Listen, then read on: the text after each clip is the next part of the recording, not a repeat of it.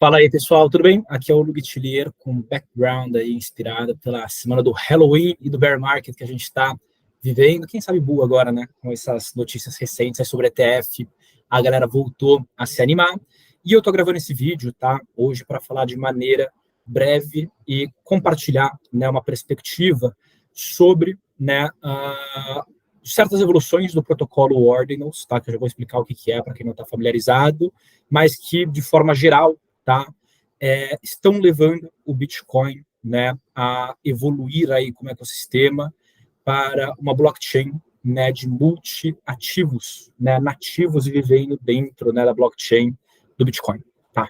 Falei bastante coisa complicada aí, mas já vou explicar de maneira breve, tá? Até preparei uma agendinha aqui e zero sala, né, com vocês aqui rapidinho no Google Sheets, né? Então, explicar de certa forma o que é esse protocolo Ordinals, o que são, tá, as inscrições recursivas, que acredito que seja o grande carro-chefe, né, do que eu quero trazer aqui hoje, mostrar algumas aplicações práticas disso aí, né, da inscrição recursiva, compartilhar, né, um panorama de como que eu acho que isso tá e vai transformar, né, o ecossistema do Bitcoin como um todo, e dar uma pincelada numa inovação que chama Taro, né, ou Taproot Assets, para quem tiver aí com curiosidade, né, em se aprofundar sobre o assunto, já ir estudando, que eu não sei quando é que eu vou ter tempo para gravar aqui um próximo vídeo, tá, falando especificamente sobre Taro, então eu já deixo aí os próximos passos para quem gostar de tudo isso que eu vou estar falando hoje, tá? Então, né, indo para o ponto 1, e aí falando especificamente sobre Ordinals, né? Cara, é um protocolo bem novo, tá? Ele tem menos de um ano de vida, ele foi criado aí por um programador que chama Casey Rodamore, o Rodamore, e de maneira geral, tá? Ele permite você inserir qualquer tipo de arquivo na blockchain do Bitcoin de maneira permanente, tá? Imutável e sem censura. Não foi, tá, o primeiro protocolo que permitiu isso, mas de longe foi o que mais viralizou, né? Realmente caiu no gosto não só de parte da comunidade, como também de grande parte aí dos builders. E assim como os builders, né, a comunidade que estão construindo, né, e justamente vivendo em torno desse protocolo, o próprio protocolo ele vem também evoluindo pra caramba, tá?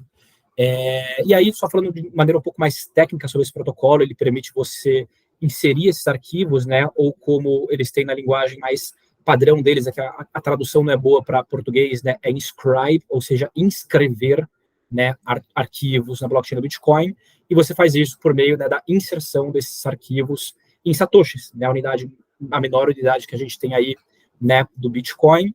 E aí, né, todo esse boom, ele começou, então, no começo desse ano, com pessoas inscrevendo, né, coleções de NFT, arte, um monte de meme, e aí que eu comentei, né, não só a mentalidade dessas pessoas que estavam utilizando esse protocolo evoluiu, como tem o meu próprio protocolo, né, evoluindo bastante. E não que NFTs sejam ruins, tá? Coleções de NFT sejam ruins, NFT é muito amplo, né?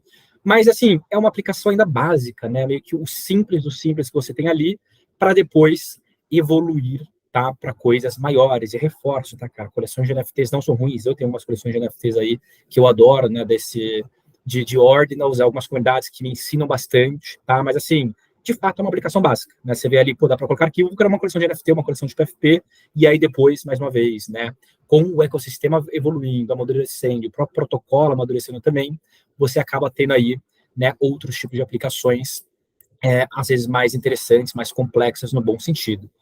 E uma, né, dessas grandes evoluções, que para mim é que vai drivar aí, né, muitas das inovações derivadas de Ordinals, né, a prática de inscrição recursiva, tá?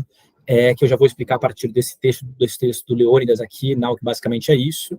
E eu nem vou ler esse texto todo, tá? Eu só quero pegar aqui efetivamente algumas ideias, né, que ele traz no texto.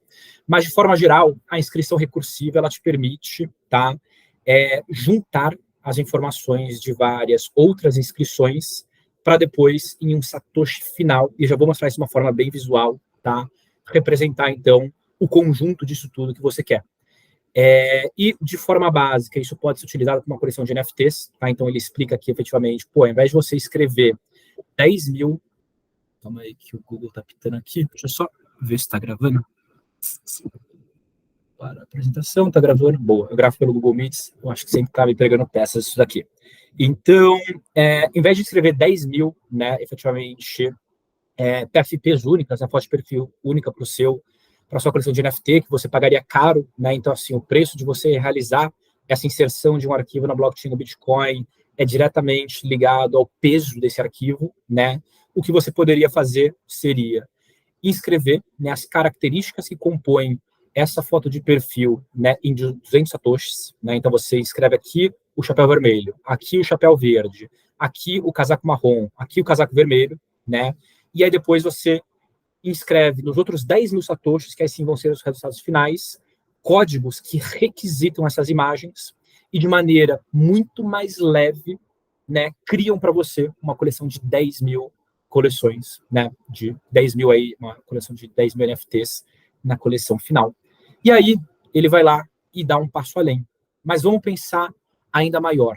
E se ao invés de você escrever imagens que se juntam e formam imagens finais, o que acontece se você juntar pacotes de código, né? E aí aqui já vai ser um dos exemplos que eu vou mostrar, que foi o que o On-Chain Monkeys fez, né? Então eles têm aqui essa imagem em 3D com uma qualidade super bacana, pena que ficou de costas aí bem quando eu fui mostrar para vocês, né? Que a gente pode ver que o resultado final não é uma imagem, um JPEG, um PNG, um web, né? É um HTML, ou seja, um código só de 490 bytes, tá? Não estou nem falando kbytes, bytes. Então, é muito, muito, muito leve, tá? Que ele é criado a partir desses dois módulos recursivos, né? Ou seja, dois pacotes de código que, juntos, né, eles representam essa imagem final, que, assim, imagina quanto que custaria, tá? Para você escrever uma imagem com essa qualidade aqui, né, efetivamente. E aqui eu não estou entrando no mérito se é bonito ou feio, tá? Estou falando mais uma qualidade alta em cada satoshi, né? Seria muito caro, seria inviável. E aí aqui, mais uma vez, ele teve justamente esse resultado final baixíssimo, né? Via códigos e inscrições recursivas. O cara que fez isso aqui é sensacional, tá? O Danny Huep, né? Então, Huep é Danny ao contrário, mas o codinome dele, o vulgo dele aí, né? Na Web3. E ele é um coder, né? Sensacional, ele conseguiu atingir, né? Esse resultado. E aí depois o Leônidas ainda vai além, né? E vamos pensar ainda maior. E se ao invés de você escrever pacotes de código para gerar imagens, você não escrever esse pacote de código para gerar algo muito maior, né? Como videogames 3D, né? E aí depois ele conclui que o céu é o limite, né? Então realmente dá para a gente criar muita coisa, né? Pacotes de códigos que juntos, né? Eles efetivamente se conectam. E aí depois você tem um site Web 2, né? Então uma página front, aqui um frontal, que lê esses códigos juntos, essas instruções, e reproduz, né, efetivamente aí o que você quer que seja reproduzido. Isso é fascinante, né? Eu já vi até algumas analogias, o pessoal comparando isso aqui a, por exemplo, um GitHub, né, descentralizado, porque, mais uma vez, se o código está em um Satoshi, que é descentralizado, né, ele não está censurado por ninguém, qualquer um pode requisitar efetivamente o uso, né, a junção do código desse Satoshi, né? Já vi outras pessoas aí também comparando eu esqueci agora o nome daqueles sites lá da Adobe, por exemplo, que você tem diversas imagens, né, às vezes gratuitas, né, algumas pagas, que você pode estar utilizando elas, né, em vídeos que você está criando. Eu já vi pessoas fazendo músicas completas a partir, né, da junção de vários fragmentos de música, né? Então, realmente, muita coisa para fazer, e tudo isso, né, mais uma vez, sendo armazenado on-chain, né, na blockchain do Bitcoin de maneira eterna, imutável, sem censura, né? O Bitcoin ele começa a virar aí um grande banco de dados descentralizado, né? O que se afasta efetivamente da narrativa apenas de uma reserva de valor, que é justamente o que eu defendo aqui nesse artigo, que eu já vou falar depois um pouco, né? O Bitcoin está evoluindo para uma rede de multi-assets. Agora você vai ter coleções de NFT, agora você vai ter música. O Wikileaks, por exemplo, está inserindo arquivos, né, de maneira que imutável e sem censura na blockchain do Bitcoin. E aí depois tem um mind blow ali que eu explico com Taro, tá? Taproot Assets, mas bastante coisa legal. E aí, agora que vocês já entenderam efetivamente, né, o que são inscrições recursivas, eu só vou mostrar mais alguns exemplos aqui, tá? Para isso ficar bem fechado na cabeça de vocês. Então, a gente teve também, isso aqui é algo que eu preciso, inclusive, estudar, tá? Eu não sei praticamente nada, mas o BitVM é Aparentemente, tá, mais uma vez eu preciso estudar, é só o que eu vi no Twitter, que eu vou estar compartilhando aqui, mas ao que tudo indica, uma das melhores soluções já propostas, tá, proposta ainda bem embrionária, 9 de outubro, né, de 2023, para a criação, né, de contratos inteligentes na blockchain do Bitcoin. E aí, né, toda essa proposta, né, esse white paper, ele foi inscrito, né, ou inserido de maneira permanente, imutável, na blockchain do Bitcoin, né? Olha que poético. Às vezes a gente está nem falando sobre utilidade necessariamente, né? Mas sobre algo que é legal, né? É poético, você está fazendo isso, e a gente consegue ver aqui, né, os módulos que compõem efetivamente toda esse paper, né? E aí até agora trazendo para uma aplicação que foi minha, cadê? Eu também, né, fui me aventurar aqui de maneira prática. Eu fiz essa brincadeirinha daqui, ó. Aqui. Então, aqui a gente consegue ver o artigo original. Maio, né, 31 de maio de 2023, eu escrevi, né, na verdade, esse artigo aqui, esse texto para a Cointelegraph, falando sobre aí esses fragmentos dos bitcoins, né, então sobre satoshis podendo se tornar mais caros, às vezes, que alguns bitcoins. De fato, a gente já teve alguns satoshis, né, com artes inscritas neles, né, então, ou seja, NFTs, que foram vendidas aí por mais de um Bitcoin, né? Se está certo ou errado, eu não vou julgar, porém, é fato, aconteceu. E aí, né, eu peguei todo esse artigo, então, que eu escrevi para a Cointelegraph e inseri ele de maneira, mais uma vez, permanente e eterna, né, na blockchain do Bitcoin. Só a Bitcoin Magazine foi mais rápida do que eu em fazer isso, né? Então, eu fui a segunda pessoa do mundo aí a estar inserindo, né, um texto de uma grande veículo de mídia cripto aí, né, 100% on-chain, e aí aqui a gente consegue ver os hyperlinks que eu botei, né, e tudo isso via código, cada uma das imagens, e o meu resultado final foi em 5.22 KB, né, o formato final que eu comentei não é uma imagem, é um texto código, né, então Markdown, e aí aqui embaixo a gente tem todas as imagens, né, que compuseram aí esse meu artigo, senão não seria possível escrever ele com qualidade, né, abaixo de 4 megabytes, que é o máximo, justamente, que um bloco de Bitcoin consegue armazenar, né, de informação. Essa foi uma informação que eu esqueci de compartilhar, mais importante, tá? E é por isso que inscrição recursiva é tão importante também. E, algo que eu queria compartilhar, que vai até drivar o final aqui, né, do que eu vou falar, é que eu fiz tudo isso, né, de maneira muito pouco técnica, né? Então, hoje já existem ferramentas que me permitem realizar não só, né, a inscrição aqui de cada uma dessas imagens, né? Então, a total foi 1, 2, 3, 4, 5, 6, 7, 8 inscrições, né? Então, 7 satoshis são as imagens que eu coloquei no texto, e o 8º satoshi é um código com o texto e requisições dessas últimas imagens, né?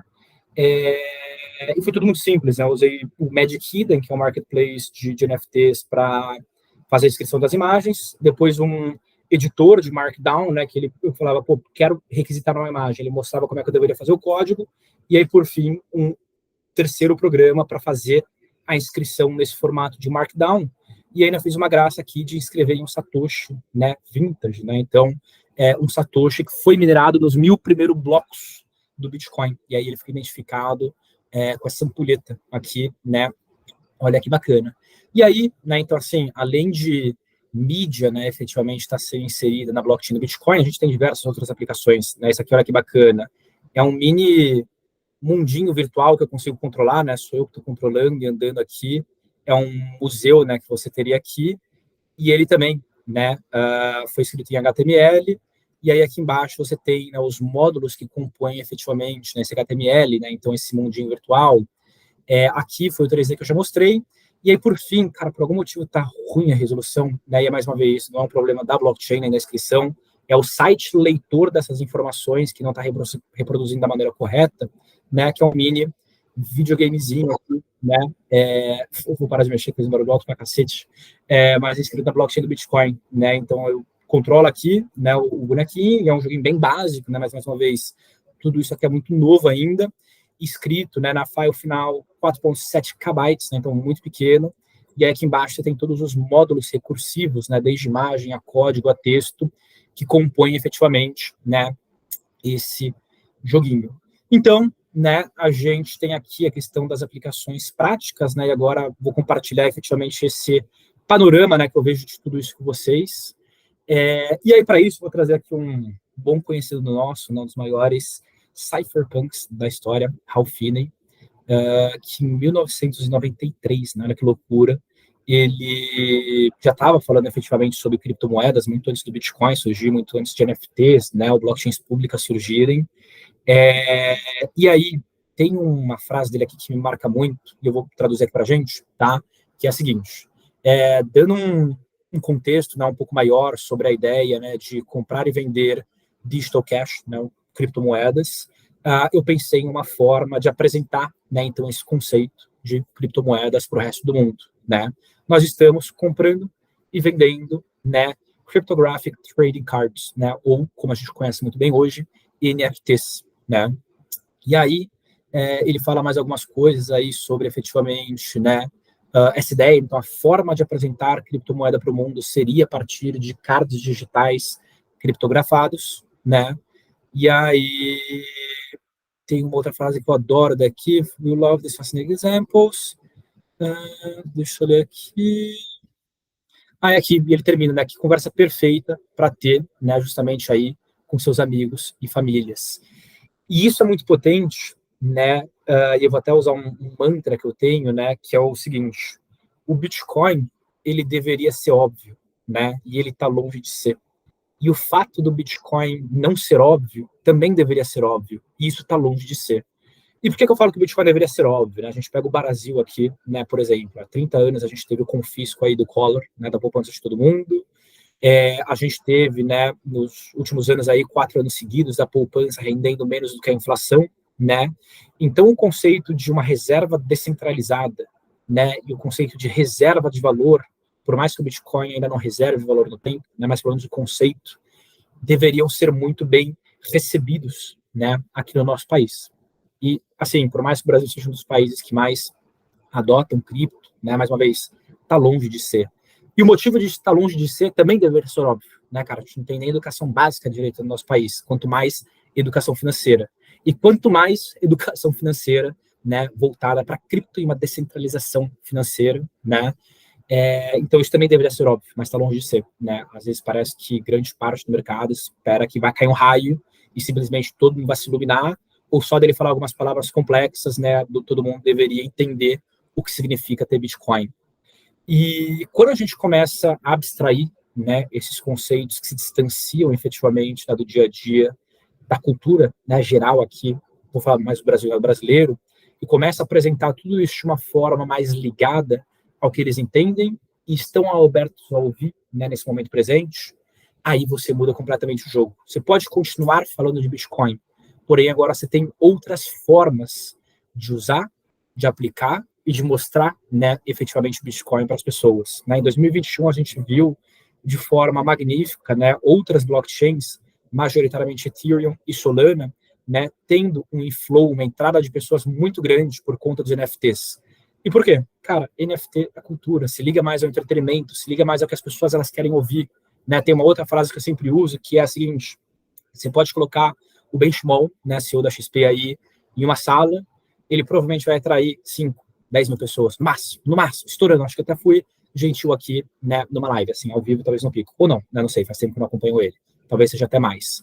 E aí você pode também colocar o Torinho, né, que tá todo dia ali, né, o Torinho da XP, que fala lá engraçado, né, que todo mundo entende. Você coloca esse cara na rádio matinal, que aí você tem milhões de pessoas ouvindo ele todo dia, acordando para ouvir ele, né, colocando ele no rádio, porque, mais uma vez, ele fala sobre economia de uma maneira engraçada, por mais que, né, é uma maneira informativa, mas uma maneira que engaja mais com a língua do povo, né, das pessoas que não são experts aí, para sentarem e ouvir o Ben Schmall, que vai ter um papo mais pesado, mais profundo.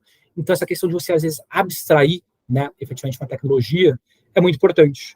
E aí, depois disso, você pode ter pessoas que são abordadas, você quebrou uma barreira gigantesca que existia, e aí depois podem ficar curiosas. Opa, deixa eu entender um pouco mais o que é essa tal de blockchain. Deixa eu entender mais, né, o que é esse tal do Bitcoin, né, porque eu fui atraído aí por outra forma. E aí depois elas, né, realmente estudam mais e entendem mais sobre, né, os princípios e tudo mais, e vão ter pessoas que vão ficar numa camada superior, né, vão estar aí efetivamente engajando de outras várias formas que eu não sou nem capaz hoje em dia, de pensar, né, com tanta coisa que está surgindo, com o Bitcoin, sem necessariamente ser, né, com assunto de reserva de valor, né? E mais uma vez, no fim do dia, isso vai acontecer, né? Nem todo mundo vai se iluminar aí para que é, né? Iluminar não, né? Iluminar parece que é uma seita, né? Mas vai entender o valor de tudo isso, vai querer entrar, vai ter gente que vai querer ficar só ali na primeira camada, mas pelo menos elas também estão comprando Bitcoin, elas estão engajando com o Bitcoin, né? Porque que nem o Raul comentou, né? Pô, para eu apresentar dinheiro, deixa eu apresentar uma coisa aqui que a pessoa entende, que ela gosta. E aí, para ela comprar o que ela gosta, ela precisa comprar o dinheiro que engaje, né, efetivamente com isso.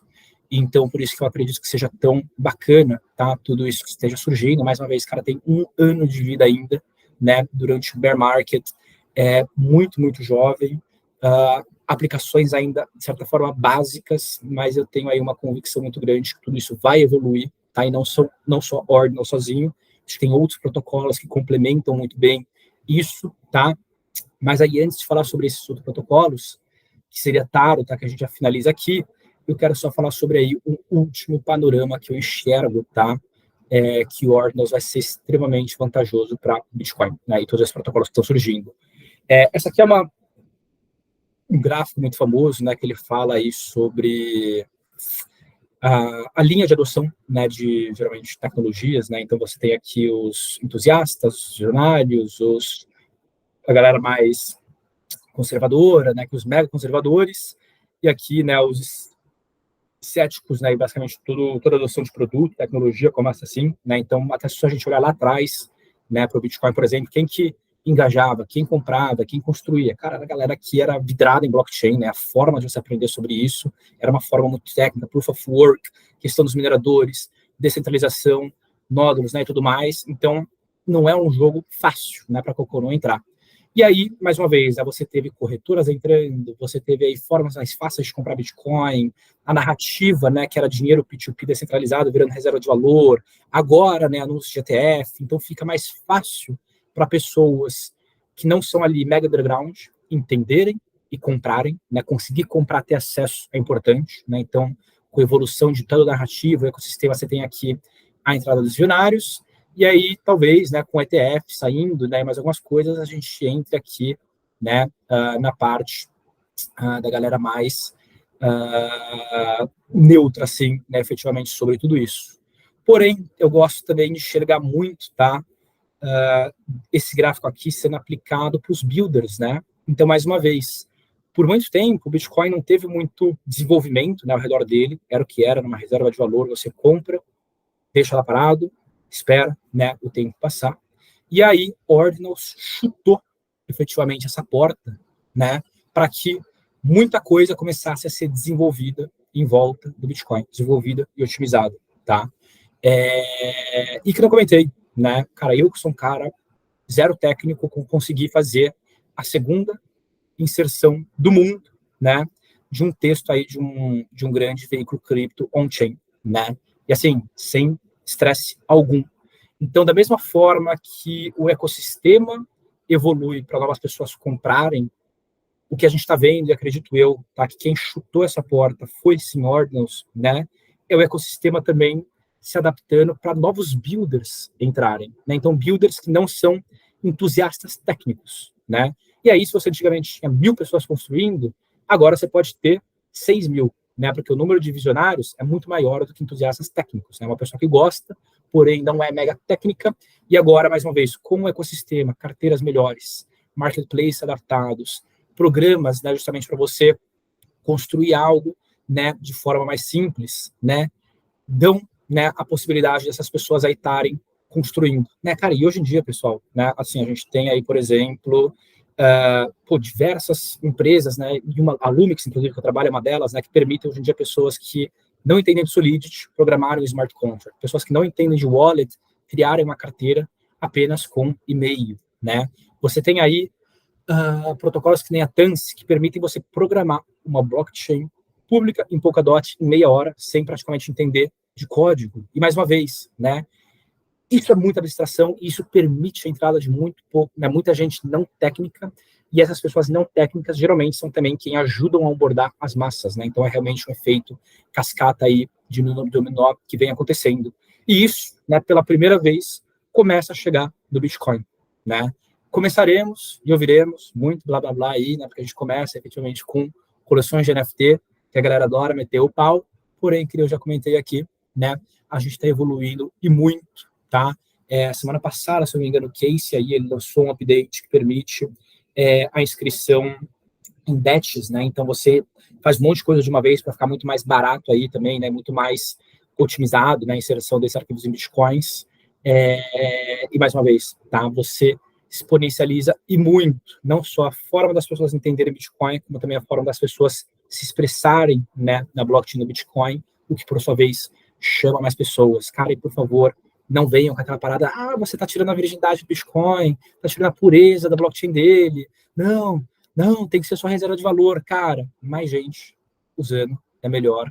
Mais uma vez, a gente entende a educação básica no nosso país de direito, achar, né, efetivamente, que uma reserva de valor descentralizada vai entrar na cabeça das pessoas, pelo menos, né, nos próximos aí 10, 15 anos, cara, eu acho que não é factível, tem muita coisa estrutural que precisa melhorar antes. Porém, mais uma vez, você falar para a pessoa que a marca favorita dela agora está no Bitcoin, que o jornal favorito dela está lá, que o videogame, e mais uma vez, outras coisas, às vezes até mais relevantes que eu não sou capaz de imaginar hoje em dia, né, é o que faz você arrebentar essa porta, né, para o mainstream entrar, usar e ficar retido ali dentro, né, e não ser só um lapso, efetivamente, de Buran, né, aquela volatilidade maluca que a gente acontece. Mais uma vez, todas as aplicações que eu comentei, elas não dependem de movimento de mercado, né, você tem uma coleção, um jogo, uma marca se expressando ali, não depende de bull, né, a pessoa usa aquilo no dia a dia, ela vai continuar usando, efetivamente, mesmo que a gente não esteja no período aí de alta, né, de bull market. Então, para mim, também é uma das coisas que leva, né, efetivamente a rede a ter aí, né, mais uma vez, uma estabilidade, uma retenção maior de usuários. Coisa que a gente já vê, por exemplo, em Layers 2 de Ethereum, né, você tem cada vez mais aplicações incorporadas em aplicações, né, do dia a dia das pessoas, que às vezes elas nem sabem que elas estão usando blockchain, né, porém elas estão usando, estão utilizando a rede, estão botando ali, né, contando para o número de usuários, estão usando gas fee, e aí isso daí você, mais uma vez, reduz a volatilidade e traz força, né, efetivamente, para blockchains, né, de forma mais contínua. E aí, só para fechar aqui, tá, pessoal? Mais uma vez, não sei quando eu vou conseguir gravar um próximo vídeo, mas já deixo uma lição de casa aí para quem tiver interesse.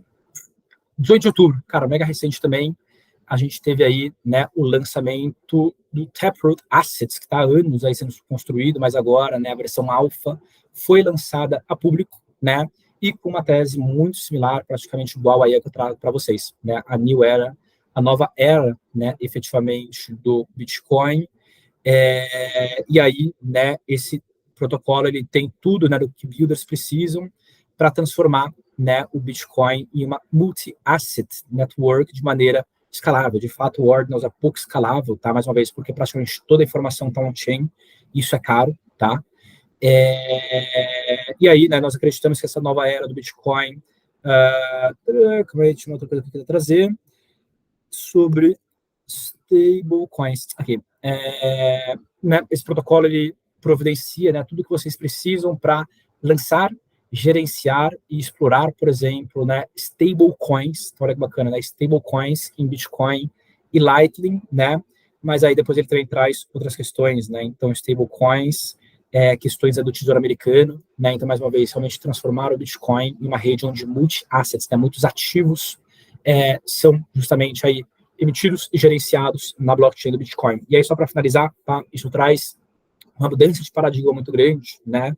Porque você deixa de falar do Bitcoin apenas como meio de troca, no sentido que você compra algo e paga Bitcoin, né? Você pode falar de um meio de troca, onde você troca dólar por euro, onde o meio onde isso acontece é o Bitcoin, tá?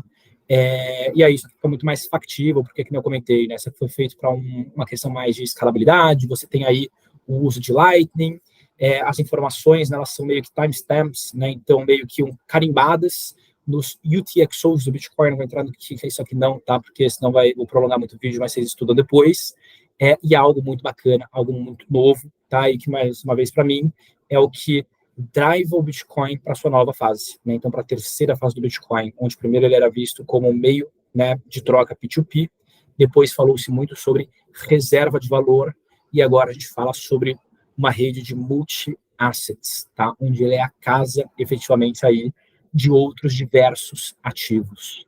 E só fazendo uma aposta aqui para a gente brincar, tá? Eu acho que em alguns anos, talvez até menos, a gente vai ver Lightning roubando o posto de Tron, tá? Para efetivamente troca, né, entre stablecoins. Essa aqui é uma apostinha que eu deixo aqui, tá? Só de brincadeira. Mas, pessoal, é isso, tá? Falei pra caramba aqui. Vou deixar todos esses links que eu falei no vídeo, tá? Aqui na descrição. Deixo também o LinkedIn, onde eu posto bastante coisa. Meu Twitter, tá? E espero que vocês tenham aí gostado do vídeo, mais uma vez, né? Falei de maneira bem breve aí sobre tudo isso, sobre essa perspectiva. Eu acredito que ela esteja ocorrendo e vai ocorrer de maneira cada vez mais forte. E aí, para os interessados, né, se aprofundem aí. Não dependam, né, do meu próximo vídeo para aprender sobre isso, tá? Que é muita coisa bacana e vocês têm muito conteúdo de qualidade, além, tá, do que eu tenho aqui, para estarem estudando e aprendendo. E é isso, pessoal. Tamo junto.